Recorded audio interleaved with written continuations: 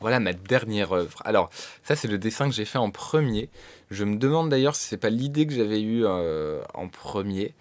On notera dessus que c'est encore une fois moi avec mon peignoir victorien, mais je trouve que c'est déjà un peu plus reconnaissable. Bon, c'est surtout les cheveux hein, qui me rendent reconnaissable, je pense. Voilà, au cas où c'est vraiment pas reconnaissable, je suis le personnage tout à gauche. Alors, est-ce que c'est en accord avec la réalité? Je crois qu'à cette époque-là, j'avais les cheveux aussi longs que toi, sauf que je les avais frisés, que toi tu les avais plutôt ondulés. Bon, là tu les as plus longs que moi.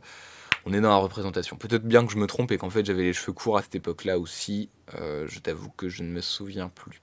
Peut-être que je les avais courts, je ne sais pas. Pareil pour le chapeau, pareil pour ce trench, je ne sais pas si tu les avais à cette époque-là, mais ouais, c'est à peu près, hein, c'est à peu près. Toi, je trouve que c'est plutôt bien fait, la manière dont tu tiens ton sac et tout ça. Tu me diras, voilà, moi j'en suis assez fier. Et évidemment, à quel jour ça fait référence? Bah, ça fait référence à ce fameux jour à l'animalerie à Montpellier où nous sommes allés voir Lilith pour la première fois. Enfin, pour la première fois pour moi, parce que toi tu l'avais déjà vue au moins une fois. Là, on remarquera qu'elle est dans une espèce de grande boîte fermée à clé, hein. On peut noter la présence du cadenas, parce que ça reste un énorme monstre impressionnant qui pourrait s'échapper s'il n'y avait pas de cadenas. Euh, on notera aussi la mocheté de Lilith, hein, quand même, un dessin vraiment particulièrement peu flatteur, d'ailleurs avec une grande patte très petite, maintenant que je la regarde, hein, vraiment beaucoup trop petite, et à l'inverse une patte avant peut-être un petit peu trop balèze. Bon, dans l'ensemble on est sur une Lilith ratée, hein, il n'y a même pas de pompon, faut quand même le dire.